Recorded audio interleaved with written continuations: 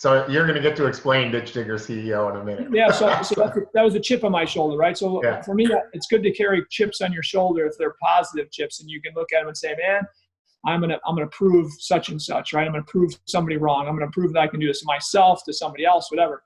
And I think that's a good thing. So either way, what for me, my goal was to be a paving guy or landscaping guy. So I was going to be in your business or paving back then, because I'd done enough landscaping, not really enough in horticulture and all that, but I did a lot of turf stuff. I did hardscapes, and so I was either going to go landscaping or paving. I was focused on that. My dad didn't like the landscaping side. He didn't like turf. He didn't like doing any type of turf or horticulture. He didn't like doing shrubs and bushes. Nothing he had to guarantee that he wanted to do, right?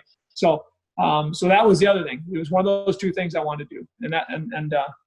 Anyway, so the story about Ditch Digger CEO, you asked that question, but in high school, first of all, I had a couple of potential wrestling scholarships, and my coach came to me one day, senior year of high school, and I was pretty excited. The coach said, "Hey, Gary, there's a couple of schools that are interested in you." And my senior year was the first year I got decent grades. I was probably in the top 95% of my class my first 3 years of high school. Top 95%, right? That's a big deal. And out of 100 kids, I was number 90, probably 94. And then all of a sudden, my senior year, I said, I'm going to try and get good grades. And I got pretty good grades. I got, mostly A's, couple B's, and I moved myself in the top 75% of my class, right? I didn't really think that I was still college material or anything, but my coach, thought that was important. I should think about it. And came to me with a couple of schools that were interested in partial wrestling scholarships for me. So I thought about it a little bit, and that a couple of days later, I was raking dirt. So think about, final grading a yard. My dad and I are, 50, 100 feet away, whatever it was. And while we're raking, we talk about different things. I'm raking dirt, and with a nice, I can tell you probably use the same rakes today, the same landscape rakes today.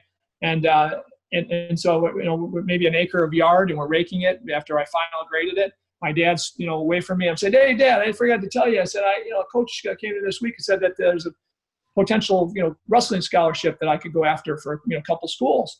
I'm thinking maybe it'd be a good idea to go to college for business or something. I could wrestle. It'd be fun to, compete. And he said, he looked at me, scratched his head, looked at me again. He took his hat off. College, he says, "You're too effing stupid to go to college." He goes, "I didn't go to college, and look at all I got." Right. So that was his mentality. I wasn't, smart enough to go to college, and maybe he was right. I didn't go, right. But either way, that was his mentality. He didn't say it to be mean. He said it because that's sincerely what he believed. He didn't go to college. He didn't know that he was smart enough to go to college. And in hindsight, I think he would have been, and I probably would have been as well. But bottom line is, that was the confidence he didn't have in me for school, right? He knew I could work hard, knew I could make money, but he didn't understand that, college probably wasn't as difficult as he thought. So then shortly after that, I'm in study hall, and a bunch of friends of mine around a table, a bunch of athletes and friends, and they're talking about where they're going to college, and then one friend of mine, a neighbor, says, "Hey, Gary, where are you going to college?" And he knew I wasn't going to college. I said, "Al, I'm not going to college. I'm either going to start a paving business or a landscaping business." And he said, "Oh, so he said it, lightly, in a low voice. Oh, so you're going to be a ditch digger? Hey, Rabine, the world needs ditch diggers." And that was a year after Caddyshack came out, right? So that term that was famous from Caddyshack. Yeah.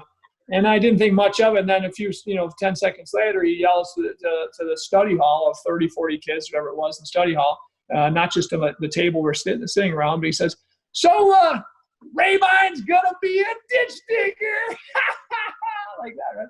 So it was a little bit embarrassing at the time, and but my thing was, I looked around the room and I looked at my friend who said it, and I said, in my mind, I'm thinking, man, I'm gonna prove to you guys that it's okay not to go to college, and my goal was to make more money than they can make, 4 years out of college, that I'd be making more than they were making within a short period of time. And by the time they got to college with the debt they would have had back then, it would have been big debt, right? It would have been big debt back then, 30, 40 grand probably, right? Yeah.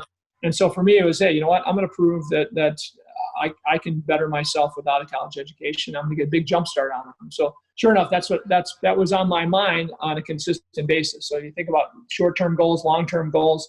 my midterm goal of 4 years is my friends are getting out of college and I'm making great money and they're looking for jobs making a heck of a lot less, right? And Gary, let me ask you a question. Did any of those friends that laughed in that study hall, did they ever come to you and ask you for a job later on in life?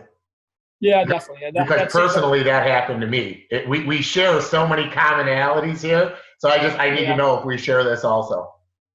Yeah, that person actually that did come back talking about a job. Now I never gave him one, but he asked what we're doing if there's an opportunity.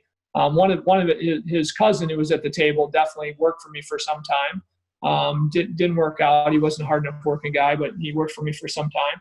And then a couple other people at the table also did, through college, after college, whatever. But either way, and that wasn't. I could care less if that happened or not, right? But that's just. But either way, so that's a chip on your shoulder, right? My other chip on my shoulder was that my dad said you can't just pave, you got to do everything. My dad believed you had to do everything. And hey, that's not a bad concept if you want to be jack of all trades, master of none, and do a lot of stuff and get by and make money, right? He made good money, he made good profits for a guy, and supporting himself in a job. So my thing was, I knew that I could do one thing and be great at it, and that was the thing I became most passionate about: paving driveways, paving parking lots. And so it took me a long time, though. I mean, when you think of the podcast you're doing, the podcast I'm doing, right, is for a reason. So people can do things faster and get there faster than I did. For the first 10 years, I was partners with my dad and bought him out in 1993 because we had our last fist fight that really bothered me, pissed me off, that I had lots of customers standing watching us at a commercial parking lot we were paving. It was lunchtime, and in the cafeteria, there's a glass wall of only 100 feet away from where we're working, and my dad and I had a fist fight on the job, and it was pretty embarrassing. After we got broken up by my guys, one of our foremen at the time. It was pretty embarrassing. All these people were watching, right? So I said, "Yeah, we're done. I'm not going to work with you again. I'm never going to have this happen again. It's embarrassing." And eventually, it took about 8 months after that before I had a deal that he agreed on to buy him out. So that was 1993 into 1994. But again, up to that point, I still don't understand how to really build a business at scale, a scalable business. I was building a job. We built a job for myself and my dad and an income for us, but not really enterprise value. I think that should be everybody's goal in business, is to build a business that builds enterprise value outside the value of that founder and that leader, right, or leaders. And that wasn't happening for us up until then. So it was probably 15 years in where I discovered differentiation and how it could work if you can differentiate very strong from your competition. And so differentiation became my focus on a consistent basis. And so in my mind, it was, how do I differentiate from my customers to be stronger than them, to get more opportunity than them, to serve my customers better than them, right? I was a very competitive guy. I still am today. At 57 years old, I like to compete at anything. If somebody tells me they got a contest going on, I may suck at it,